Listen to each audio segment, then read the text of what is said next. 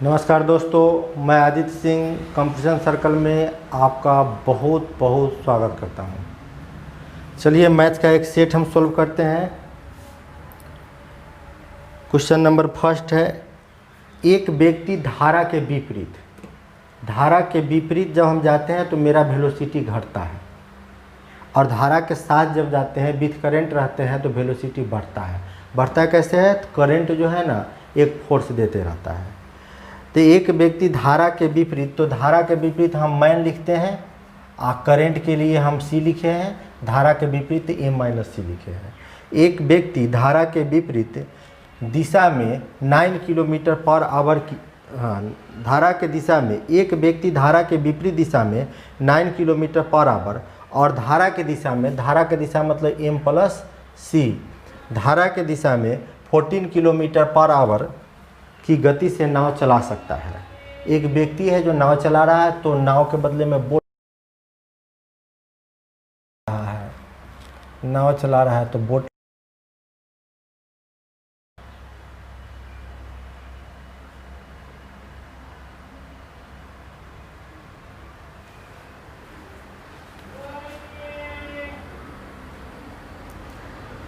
तो शांत जल में उसकी गति क्या होगी? शांत जल में उसकी गति क्या होगी, यानी बोट की गति हमसे पूछ रहा है। इसको समीकरण फर्स्ट मान लीजिए, इसको समीकरण सेकेंड मान लीजिए। समीकरण फर्स्ट को सेकेंड से जोड़ दीजिएगा तो सी कैंसिल हो जाएगा। 2b इजिकल टू कितना हुआ, 14 9 23 हो गया। तो b इजिकल टू 23 का आधा कितना होगा, 11.5 11.5 किलोमीटर पर आवर। यह किसका गति निकल गया? शांत जल में बोट की गति निकल गया। नेक्स्ट क्वेश्चन लिखा है, √4375 बाई √7 इजिकल टू व्हाट। तो डिवाइड का केस है यहाँ पर, तो हम इसको एक साथ लिख सकते हैं, √4375 बाई √7। कटने वाला है तो काट दीजिए। 7 से 7 छक 42, 7 दूना 14, 7 पचे 35। अब 625 का कितना निकलेगा? 625 रूट में है तो बाहर निकलेगा, तो 25 के स्क्वायर 625। 3/10 प्लस 8/15, इसके रेसिप्रोकल का वैल्यू पूछ रहा है। तो पहले इसको हम सोल्व कर लेते हैं। इसका एलसीएम कितना हो जाएगा? इसका एलसीएम 30 हो जाएगा, ठीक। 15 दूना 30, 8 दूना 16, 16 9 25, 25/30 को हम कैंसिल कर लेते हैं। 5 से काट दीजिएगा, 5 पचे 25, 5 छके 30। इसके रेसिप्रोकल का वैल्यू पूछा है, तो हम इसका रेसिप्रोकल का वैल्यू 6/5 आंसर हो जाएगा। 6/5 में आंसर है, बी में है, 6/5 आंसर बी में है। क्वेश्चन नंबर 4 में आते हैं। क्वेश्चन नंबर 4 कह रहा है कि 2275 रुपया में खरीदी एक वस्तु को 8% लाभ पर बेचा गया, तो उसका एसपी क्या होगा? सीपी दिया हुआ है कितना? सीपी कॉस्ट प्राइस दिया हुआ है 2275 रुपया। अब प्रॉफिट परसेंटेज कितना है? 8% के प्रॉफिट में बेचा जाएगा, तो उसका एसपी क्या होगा? तो 8% के प्रॉफिट में बेचेंगे तो एसपी क्या होगा? 2275 रुपये में हम खरीदे, प्रॉफिट कहेगा तो 100 से ऊपर बढ़ जाएंगे, लॉस कहेगा तो 100 के नीचे आ जाएंगे। इसका 108% निकाल दीजिए, डायरेक्ट निकल जाएगा। तो कैंसिल कर दीजिए, 5 से कैंसिल कर देते हैं 20, 5 से कैंसिल कर दीजिए, 5 चौका 20, 91 आ गया। 4 से कटेगा, 4 से काट देते हैं, 4 दूना 8, 7 चौका 28, 91 में 27 से गुना कर दीजिए।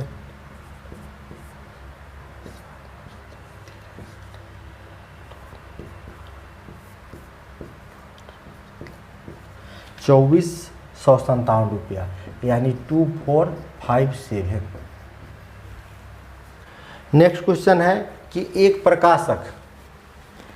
प्रकाशक ने पुस्तक की उत्पादन लागत का 30% जोड़कर पुस्तक का विक्रय मूल्य 260 रुपया तय किया।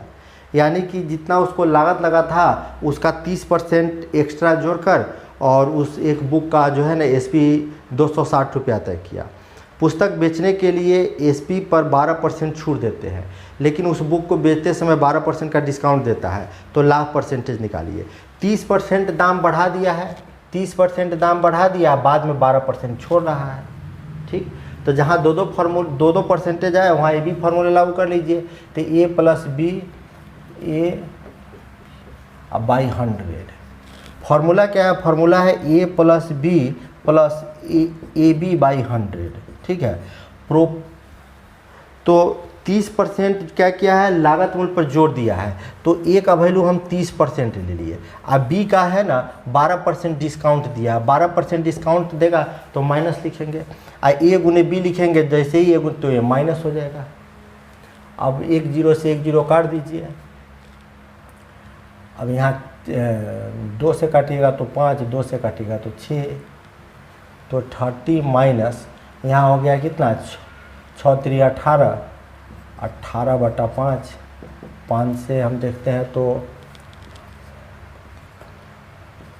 यानी 3.6 हो गया। अब 12, दोनों को जोड़ दीजिएगा तो 12 3 15, 15.6 होगा, क्योंकि ए भी निगेटिव है, ए भी निगेटिव है, दोनों माइनस है। तो 30 रुपया में आप घटा दीजिए 15 रुपया 60 पैसा, तो 14 रुपया 40 पैसा बचेगा। 14 रुपया 40 पैसा जो बचा ये प्रॉफिट परसेंटेज में है, तो इसको आप लिख सकते हैं 14.4। क्वेश्चन नंबर 6 में हम आते हैं। कह रहा है क्या कि √72 है माइनस √72 है, माइनस √72 माइनस √72 है, डॉट डॉट डॉट। तो इस टाइप के क्वेश्चन को सोल्व करने के लिए सबसे पहले आप क्या कीजिएगा? 72 को फैक्टर में तोड़ लीजिएगा। लेकिन ध्यान रहे फैक्टर ऐसा होना चाहिए कि दोनों के बीच जो है ना वह दोनों का HCF जो है ना 1 आए। जैसे इसको हम तोड़ दिए, इस दोनों का HCF 1 आएगा, प्रयास करना है। यदि प्लस का साइन है तो आंसर बड़ा वाला होगा, यदि माइनस का साइन है तो आंसर छोटा वाला होगा। तो माइनस का साइन है इसलिए आंसर जो होगा वह सीधे 8 होगा। प्लस रहेगा तो आंसर यहाँ प्लस होगा तो आंसर 9 होता, लेकिन माइनस है इसलिए आंसर 8 होगा।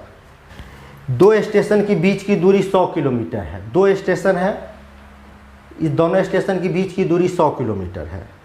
एक ट्रेन एक तरफ की दूरी 80 किलोमीटर प्रति घंटा की गति से और वापसी की यात्रा पिछले गति के 3/4 गति से तय करता है, तो ट्रेन की औसत चाल क्या है?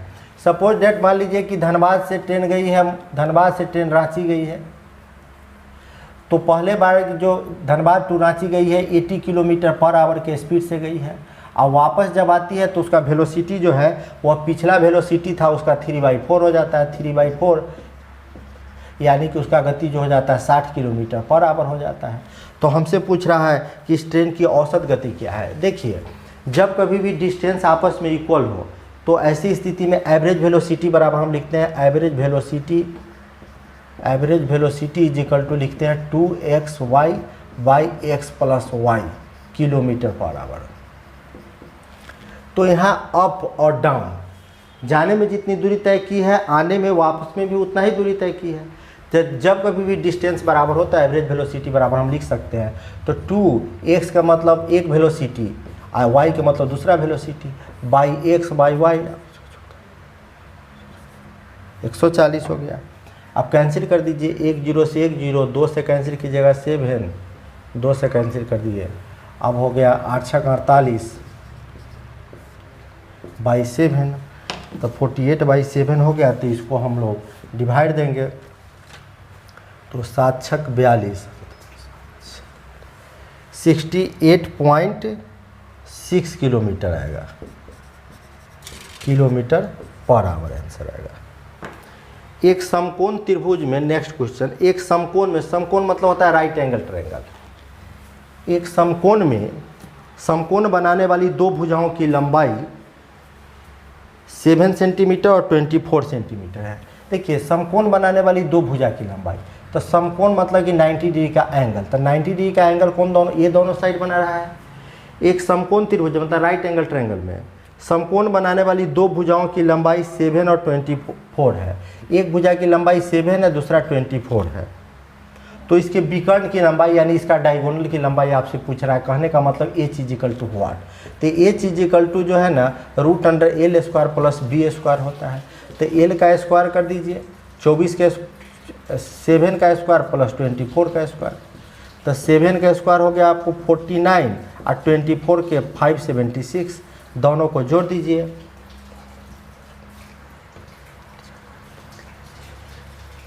625 को बाहर निकालिएगा तो 25, आंसर हो जाएगा आपका D4। 9 नंबर क्वेश्चन कर रहा है एक 2 अंकों की संख्या, 2 अंकों की एक संख्या के अंकों का योग 12 है। 2 अंक की संख्या है ना, 2 अंक की संख्या 10 से शुरू होती है और 99 तक जाती है। तो 2 अंकों की एक संख्या के अंकों का योग 12 है। यदि अंकों के स्थान आपस में परिवर्तित कर दिया जाए यानी चेंज कर दिया जाए तो प्राप्त संख्या मूल संख्या से 18 ज़्यादा हो जाती है। तो मूल संख्या क्या है? जब कभी भी आपको संख्या निकालना होगा ना तो उस क्वेश्चन को मत सोल्व कीजिए, ऑप्शन हिट कीजिए।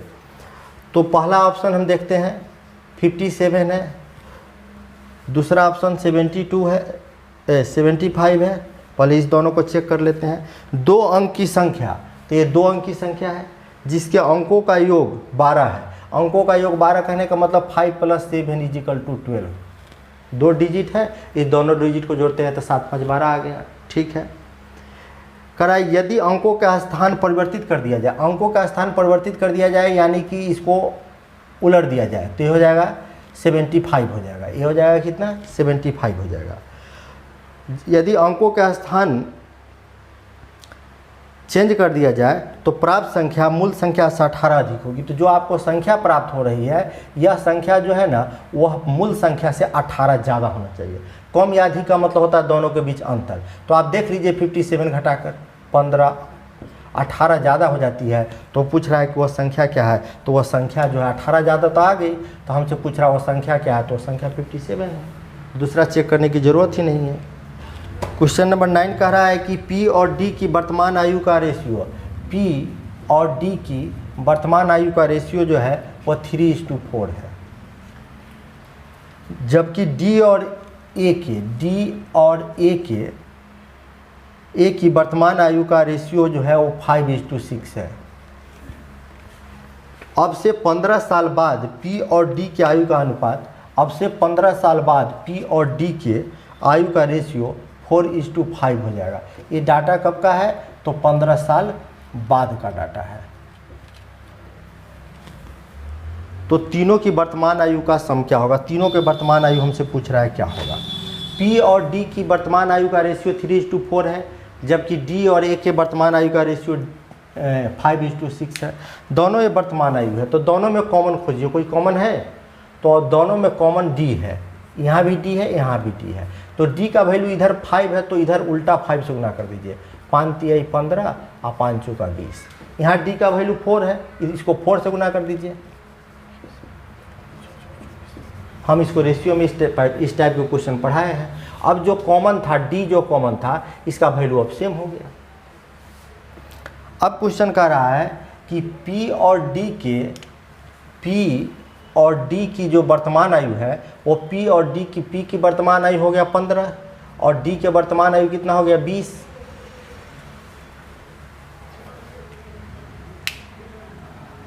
वर्तमान आयु है और 15 वर्ष बाद की आयु क्या है? P और D के 15 वर्ष बाद की आयु देखिए, यहाँ वर्तमान आयु हो गया P और D के, यहाँ 15 वर्ष बाद की आयु है। 15 वर्ष बाद की आयु कितना है? 4:5 है। और ये आयु जो है ना वर्तमान का है।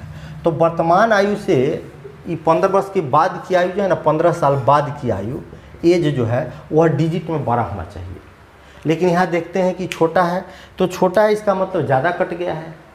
तो इसको वर्तमान आयु से 15 वर्ष बाद की आयु को बड़ा कीजिए। बड़ा करने का मतलब है 4 से गुना करेंगे तो ये हो जाएगा 16, लेकिन ये हो जाएगा 20। तो आपको बड़ा करना है, दोनों बराबर हो जाएगा। तो बड़ा करना है तो 5 से गुना कर दीजिए। तो 5 से गुना करते हैं तो 20, ये हो गया 5 से 25। तो आप देखते हैं कि ये वर्तमान आयु है, ये वर्तमान आयु है, ये 15 वर्ष बाद की आयु है। दोनों में कितना का अंतर है? रेशियो में 5 का। ये जो है वर्तमान आयु है, ये करेंट एज है 20 वर्ष वर्तमान आयु है, और ये है जो है ना 5 वर्ष बाद की आयु है। दोनों में अंतर कितना का है? 5 का अंतर है रेशियो में। तो रेशियो में 5 का अंतर है, लेकिन वर्तमान आयु और 5 साल बाद की आयु, वर्तमान आयु और 15 साल बाद की आयु में कितने का अंतर हो जाएगा? तो 15 साल का अंतर हो जाएगा। तो रेशियो 1 = 3 साल हो गया। रेशियो 1 का वैल्यू 3 साल निकल गया। तो हमसे पूछ रहा है क्या पी के सब का एज पूछ रहा है कि बताइए एज कितना है। तो रेशियो 1 = 3 है। तो हमसे पूछ रहा है कि पी डी और ए की आयु बताइए। पी डी और ए की आयु हमसे पूछ रहा है, सबको जोड़ कर बताइए। तो पी के आयु रेशियो में कितना है 15 है, डी के आयु रेशियो में कितना है 20 है यहाँ, और ए की आयु कितनी है 24 है। तो रेशियो 1 का वैल्यू 3 है, तो रेशियो 15 का वैल्यू कितना होगा, रेशियो 15 का वैल्यू 15 गुना बढ़ जाएगा। तो 15 गुना बढ़ जाएगा तो कितना होगा 45, 15 गुना होगा तो 45। ये हो जाएगा देखिए 3 गुना, तो 3 गुना कितना हो जाएगा 20 × 60। 3 यहाँ पर हमको लेना है 20, यहाँ पर हमको लेना है रेशियो 20 का वैल्यू। तो रेशियो 20 का वैल्यू 20, तो 20 गुना कर दीजिए तो 60 हो जाएगा। इसी तरह हो जाएगा 24 या 72। और तीनों का हमको सम करके पूछा है, तो जोड़ दीजिए 5 2 7, 6 4 10 और 7 17। तीनों को उम्र जोड़ देंगे तो तीनों को उम्र हो जाएगा 177 ईयर्स। डी आंसर होगा।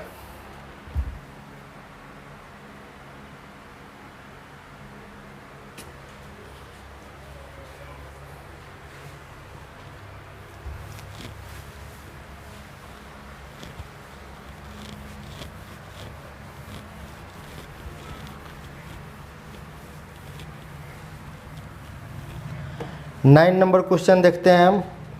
एक कार 81 किलोमीटर पर आवर की गति से जा रही है। एक कार जो है 81 किलोमीटर पर आवर की गति से जा रही है, चल रही है। यदि 18 सेकेंड में एक पुल को पार करती है। जब कोई कार पुल को पार करती है तो अपनी लंबाई के साथ साथ पुल की लंबाई को भी पार करती है। तो पुल की लंबाई आपको दे दिया है। अच्छा, पुल की लंबाई ज्ञात कीजिए। हमसे पूछ रहा है लेंथ ऑफ ब्रिज = व्हाट। और जबकि यहाँ जो है ना लेंथ ऑफ कार दिया हुआ है कितना है, ब्रैकेट में दिया है लेंथ ऑफ कार 2 मीटर है। तो एक कार जो है ना 81 किलोमीटर पर आवर की गति से जा रही है और 18 सेकेंड में एक पुल को पार करती है।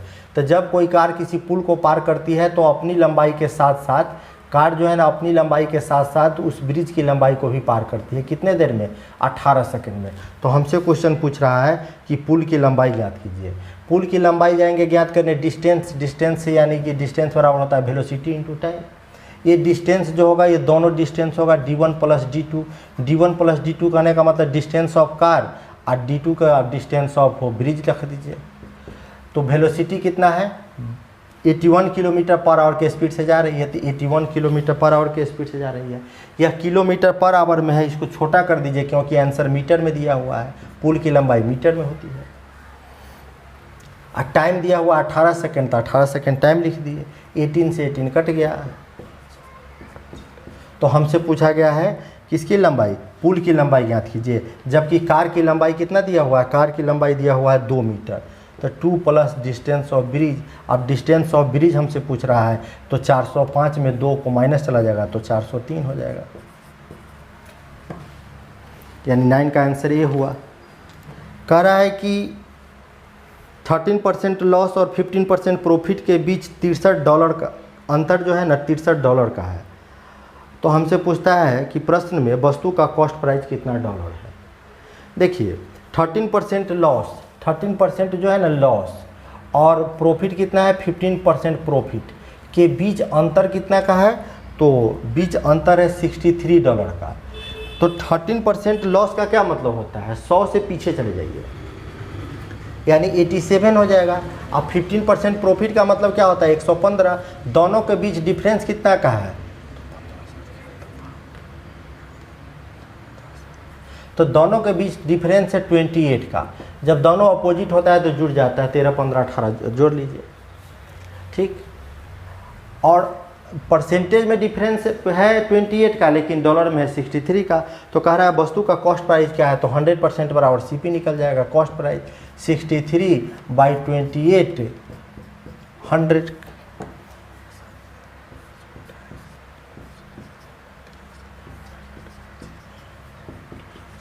$225 आंसर हो जाएगा। $225 सी ऑप्शन है। नेक्स्ट क्वेश्चन 11 नंबर है। एक समांतर चतुर्भुज है यानी पैरेललोग्राम है। समांतर चतुर्भुज ABCD में कोण A = समांतर चतुर्भुज है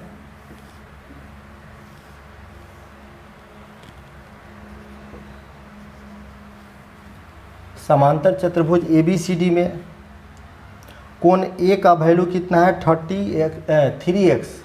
3x माइनस 25 डिग्री, और कोण C का वैल्यू कितना है 2x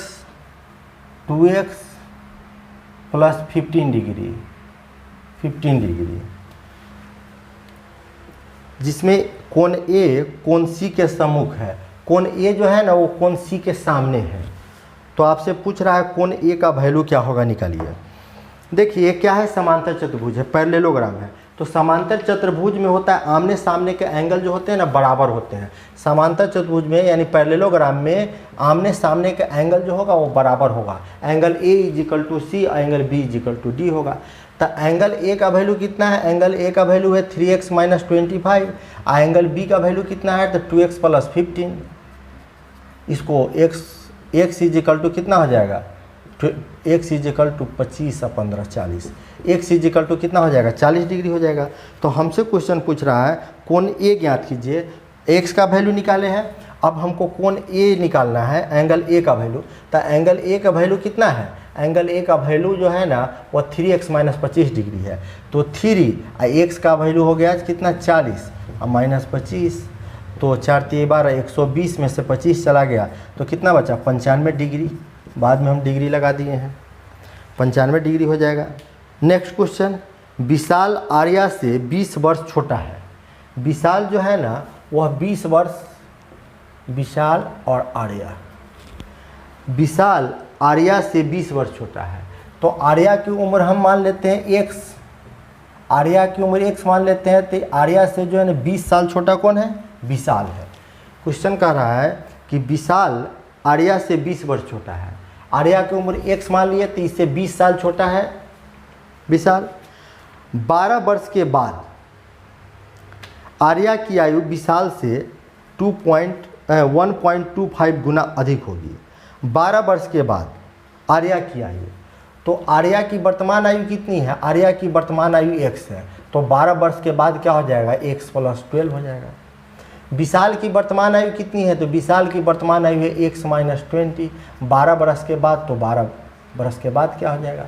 क्वेश्चन कह रहा है कि 12 वर्ष के बाद आर्या की आयु विशाल की आयु की, पहले आर्या का नाम लिया तो आर्या लिखें, विशाल की आयु की कितनी गुनी हो जाएगी, 1.25 गुनी हो जाएगी। दशमलव हटा दीजिए तो 25 से 25 पंचे 125 और 25 चौका 100, यानी कि 5/4 हो जाएगी। अब इसको हम सॉल्व करते हैं तो x plus 12/x minus 8 minus 20 था = 5/4, 4x प्लस 48 क्रॉस मल्टीपल कर दीजिए 5x माइनस 40। ठीक, इसको इधर ले आते हैं x वाला को, तो x = इसको उधर भेज दीजिए 88।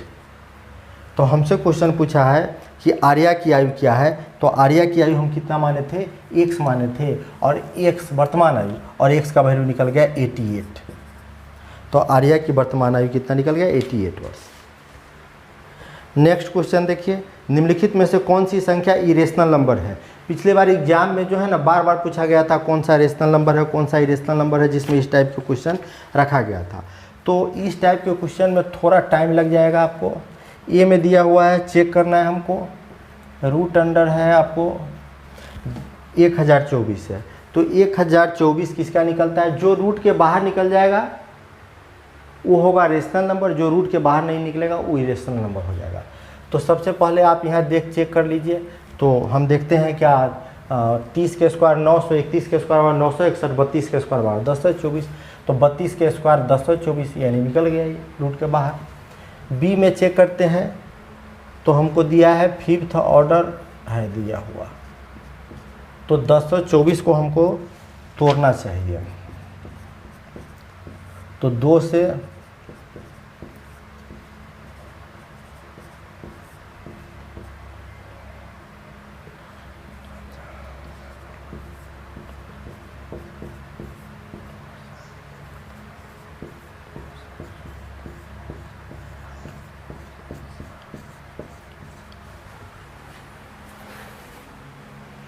तो 2 कितना बार आया, 1 2 3 4 5 6 7 8 9 10, यानी कि हम 1024 को हम लिख सकते हैं 2 के पावर 10, 2 के पावर हम 10 लिख सकते हैं।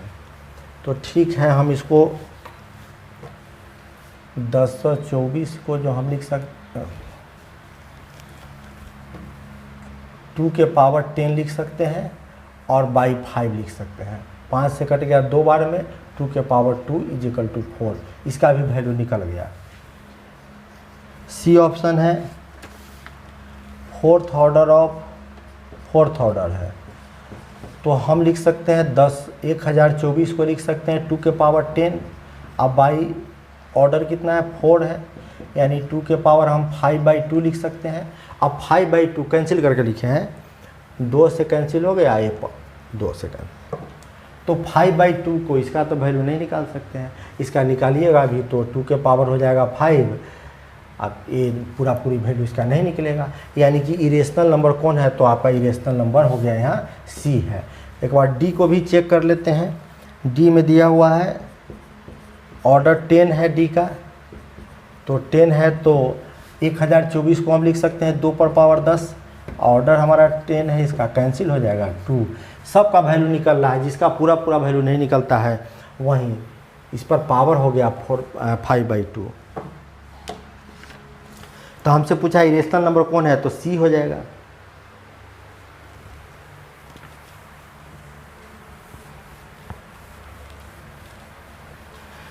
एक आयताकार डब्बे की माप 2, 3 और 5 के रेशियो में, आयताकार डब्बा मतलब क्यूबॉइड, इसके माप दिया हुआ है, यानी पहले देता है LBH, 2 है 3 है और 5 है, 2 3 5 के रेशियो में है।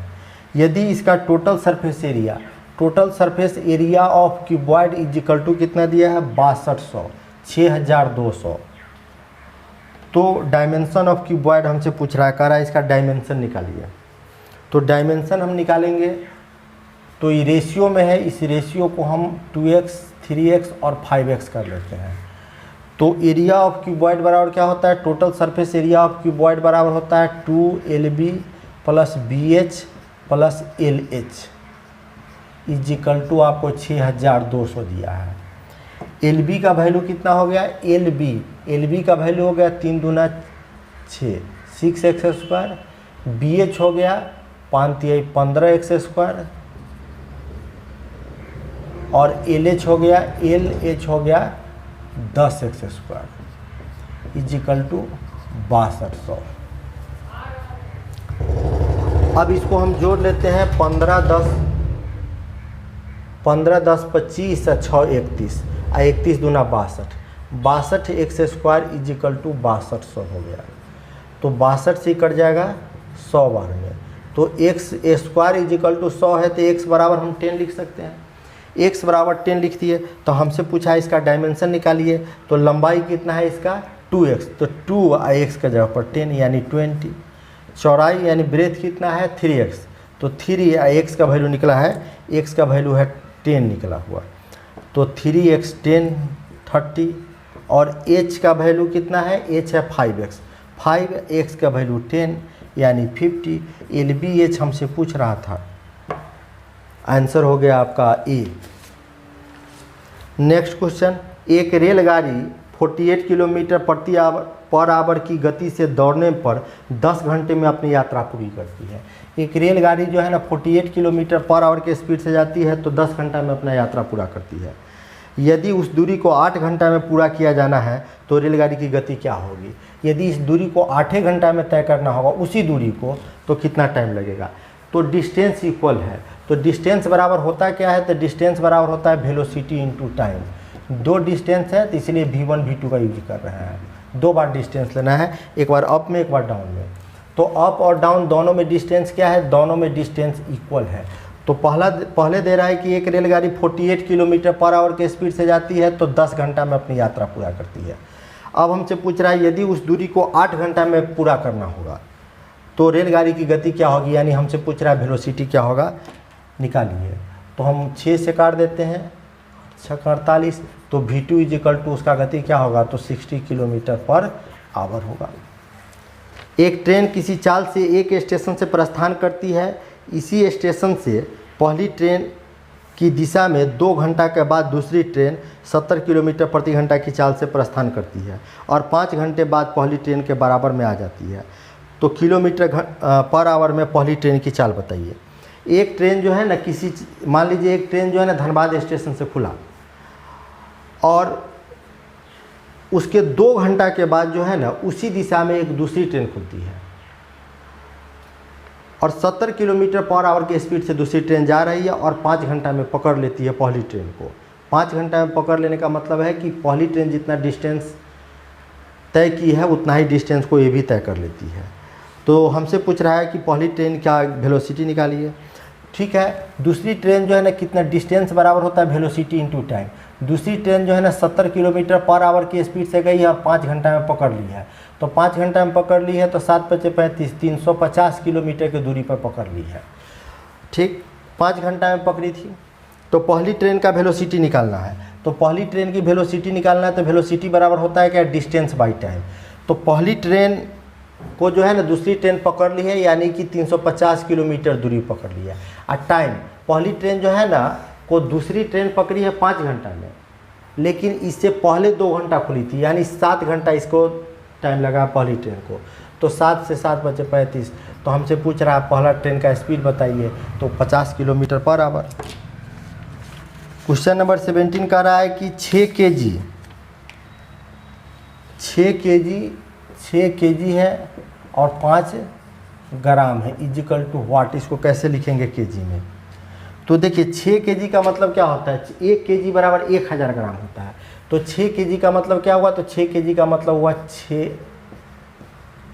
1000 ग्राम। 1 केजी बराबर 1000 ग्राम है। अब प्लस इसमें हमको 5 ग्राम जोड़ना है, तो हम केजी में ग्राम को नहीं जोड़ सकते थे, यूनिट अलग अलग है। अब दोनों का यूनिट ग्राम कर लिए, अब आसानी से जोड़ लेंगे। अब इसको जोड़ लीजिए, 6005 ग्राम हो गया। अब हमको कह रहा है इसको केजी में बदलिए, तो केजी में बदलना है तो 1000 से भाग दे दीजिए, डिवाइड कर दीजिए, यानी 3 अंक पहले दशमलव दे दीजिए। इतना क्या हो जाएगा, केजी हो जाएगा। हम 3 अंक पहले दशमलव दे दिए, आंसर हो जाएगा सी। नेक्स्ट क्वेश्चन, माता और पुत्री की कुल आयु 50 वर्ष है। माँ और बेटी दोनों को उम्र, टोटल उम्र जो है ना वो 50 वर्ष है। कितना है, 50 वर्ष है। 5 साल के बाद माता की उम्र पुत्री की उम्र की 4 गुनी हो जाएगी। माता की उम्र जो है ना वह पुत्री की उम्र की कितनी हो जाएगी, 4 गुनी हो जाएगी। पुत्री की उम्र के 4 गुनी हो जाएगी। यह कब की बात है, 5 साल बाद की बात है। 5 साल बाद माँ की उम्र पुत्री की उम्र से 4 गुनी होगी। पुत्री की वर्तमान आयु, तो हमको ये डाटा दिया है 5 साल बाद का, तो इसको भी 5 साल बाद में लाइए। 5 साल माँ का उम्र बढ़िए, 5 साल बेटी का, 5 × 5 = 10 साल बढ़िएगा, तो यह 60 साल हो जाएगा। यानी 5 साल के बाद माँ और बेटी दोनों का उम्र जोड़िएगा, माँ और बेटी दोनों का उम्र जोड़िएगा, तो माँ और बेटी दोनों का उम्र जोड़ते हैं 5 साल बाद, तो हो जाएगा 60 साल। 60 साल हो जाएगा। लेकिन 5 साल बाद दोनों का उम्र रेशियो में 5 है, तो रेशियो 1 बराबर कितना आ गया, रेशियो 1 बराबर 12। तो रेशियो 1 बराबर 12 वर्ष हो गया, आई हो गया 12 × 4 = 45। तो हमसे क्वेश्चन पूछ रहा है कि पुत्री की वर्तमान आयु क्या है। 5 साल के बाद यह 12 वर्ष की होगी, तो पुत्री की वर्तमान आयु पूछ रहा है, तो 5 साल बाद यह 12 वर्ष की होगी, तो अभी वर्तमान एज जो है ना वह कितने वर्ष हो जाएगा, 7 साल। ऑप्शन हो जाएगा डी। नेक्स्ट क्वेश्चन देखते हैं, क्वेश्चन नंबर 19 में है a + 1/a = 5। तो AQ + 1/AQ = व्हाट, क्यूब का रूप है। तो जिस तरह स्क्वायर वाला रहता है तो स्क्वायरिंग बोथ साइड करते हैं, तो a² + b² + 2ab, लेकिन यहाँ है क्यूब। तो स्क्वायर वाला रहे टर्म या क्यूब वाला रहे, वो फॉर्मूला पर बहुत लंबा हो जाता है, इससे बचने की कोशिश कीजिए। तो सबसे पहले क्या करेंगे कि क्यूब वाला केस में जो है ना जो संख्या दिया गया है उसका क्यूब कर लीजिए। यहाँ प्लस में स्क्वायर रहता है तो हम क्या करते हैं, -2 करते हैं, लेकिन यहाँ क्यूब है तो -3 नहीं करेंगे, -3 के साथ साथ जिस संख्या का क्यूब किए हैं उस संख्या को भी लेना होगा। तो 5 का क्यूब कितना हो गया, 125, और -5 × 15, यानी 110। फॉर्मूला पर क्वेश्चन बहुत लंबा हो जाता है।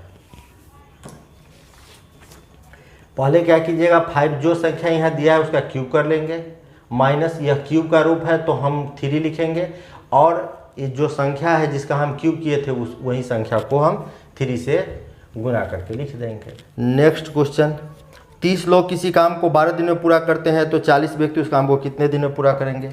30 व्यक्ति किसी काम को जो है ना वो 12 दिन में करते हैं, तो 30 व्यक्ति 12 दिन में करते हैं तो एक व्यक्ति का निकाल लीजिए, एक व्यक्ति ज़्यादा दिन में करेंगे।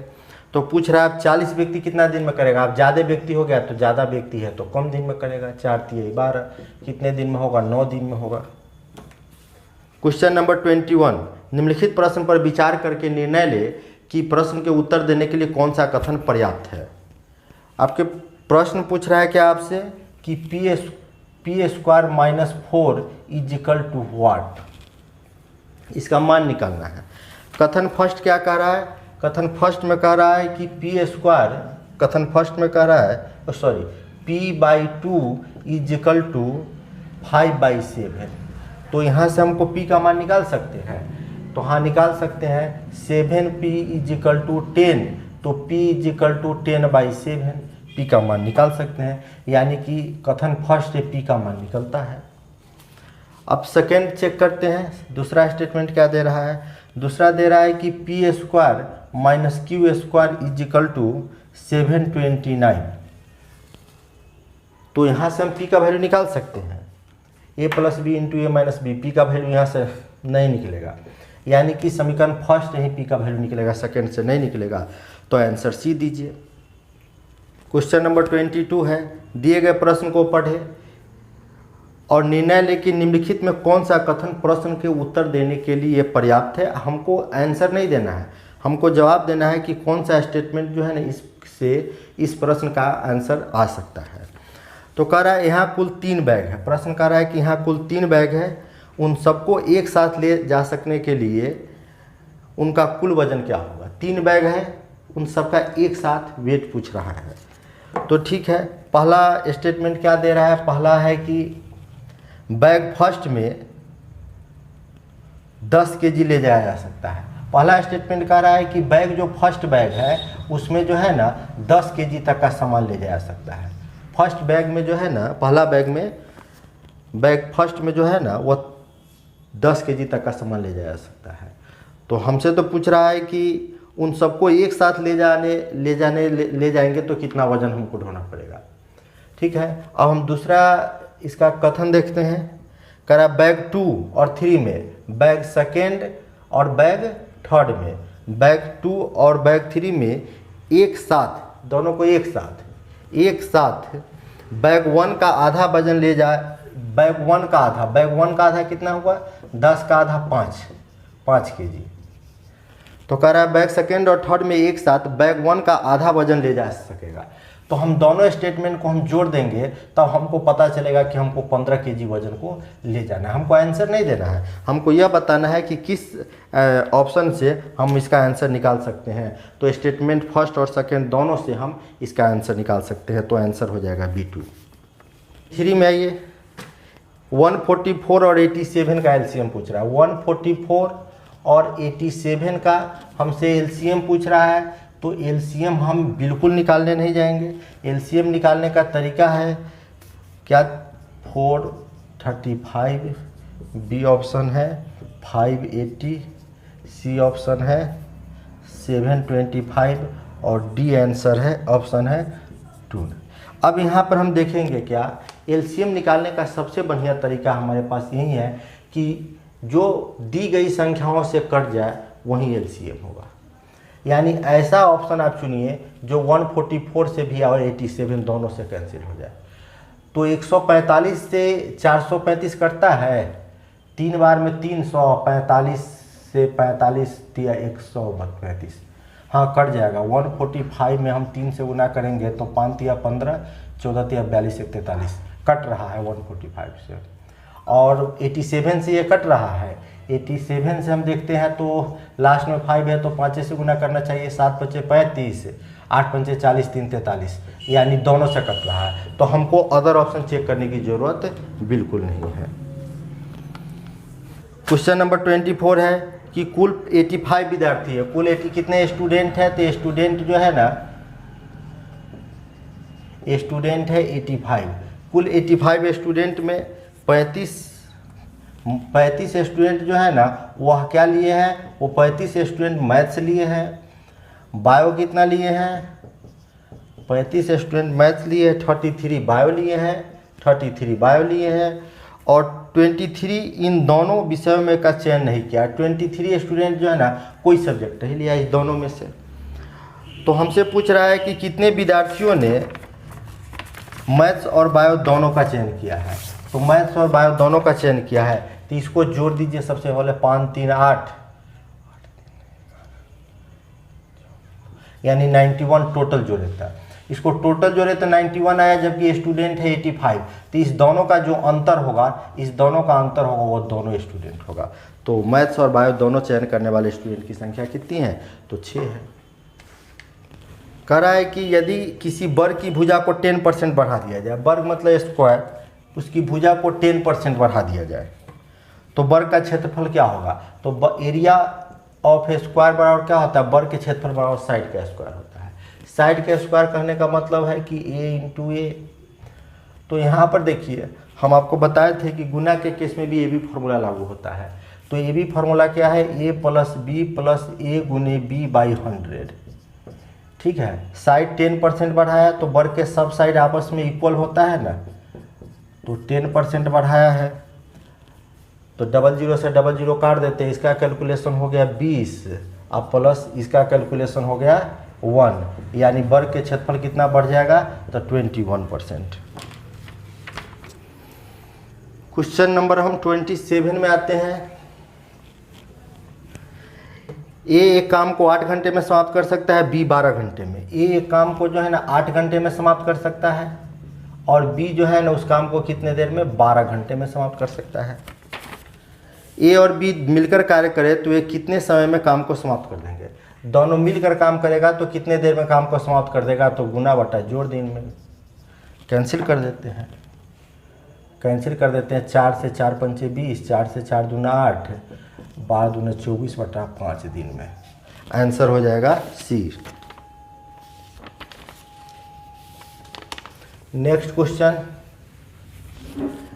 करा, राम को एक परीक्षा में 40% मार्क्स प्राप्त हुए। राम को एक एग्जाम में कितने मार्क्स मिले, 40% मार्क्स प्राप्त हुए हैं, और वह 20 अंकों से वो फेल हो गया। तो फेल किसी भी स्टूडेंट को नहीं करना है। 20 नंबर से वो फेल कर गया तो 20 को दे दीजिएगा, तो इसको क्या मिल जाएगा, इसको पास मार्क्स मिल जाएगा। आदित्य को 45% मार्क्स प्राप्त हुए। आदित्य नाम का एक लड़का है जिसको कितना मार्क्स मिला, 45% मार्क्स मिला, और पास मार्क्स से 30 अंक अधिक है, तो इसको भी अधिक न रहने दीजिए। पास मार्क्स से 30 नंबर अधिक है, 30 घटा लीजिएगा तो इसको भी पास मार्क्स मिल जाएगा। इससे दोनों टर्म आपस में इक्वल हो जाएगा। तो हमसे पूछ रहा है कि पास होने के लिए अंकों का परसेंटेज क्या है। तो 5% इज इक्वल टू, इसको इधर किए थे इसको इधर कर दीजिए, इज इक्वल टू, तो 100% बराबर निकाल लीजिए। 100% बराबर 50/5, 5 से कट जाएगा 10 बार में। फुल मार्क्स जो हो गया वही 1000 फुल मार्क्स हो गया। तो पास होने के लिए अंक का परसेंटेज क्या है, तो फुल मार्क्स कितना है, 1000 है। तो 1000 का 40% निकाल दीजिए। 1000 का 40% प्लस 20, किसी जगह लेफ्ट या ईस्ट यहाँ रखिए या यहाँ किसी जगह वैल्यू रख सकते हैं। तो 00 से 00 कट गया तो 400 प्लस 20, 420 नंबर चाहिए। तो हमसे क्वेश्चन किस में, परसेंटेज में पूछ रहा है। अच्छा, परसेंटेज में पूछ रहा है तो हम लिखेंगे 420 जो है ना वह 1000 का कितना परसेंटेज है, 1000 का कितना परसेंटेज है। 00 से 00 42% है, तो 42% आंसर है ए। क्वेश्चन नंबर 29 है, 0.12 डिवाइडेड बाई है 0.15/2 इज इक्वल टू वाट पूछ रहा है। तो 0.12 0.15 मेन बटा ये है, तब दशमलव के बाद ऊपर भी 2 अंक है, नीचे भी 2 अंक है, कैंसिल कर दीजिए। 6 2 से काट दिए, 3 से 3 5 बार में, 3 से 2 बार में 2/5 आ जाएगा। तो 2/5 नहीं दिया ऑप्शन, तो 5 चौका 20, 0.4 आंसर होगा, B2 है। लास्ट क्वेश्चन है कि इनमें से कौन सी संख्या वर्गमूल अप्रमेय है, यानी कि इरेशनल नंबर हमको खोजना है। वर्गमूल इरेशनल नंबर होगा। तो देखिए किसी भी संख्या को वर्ग करते हैं ना, स्क्वायर करते हैं ना, तो उसका यूनिट डिजिट जो है ना 2 3 7 8 जो है ना, या 1 0 3 0, यानी 0 की संख्या जो है ना ऑड में नहीं आती है। तो जिसका जो संख्या लास्ट करती होगी 2 3 7 8 से, वह इरेशनल नंबर होगा। तो हमको इरेशनल नंबर हमको खोजना है, तो लास्ट में किसके है, बी ऑप्शन है, इसके लास्ट में 8 है। बी में लिखा हुआ 3368, 3368। तो जिसका 8 लास्ट में होगा वह इरेशनल नंबर होगा, क्योंकि उसका वैल्यू नहीं निकाला जा सकता है। बहुत बहुत धन्यवाद।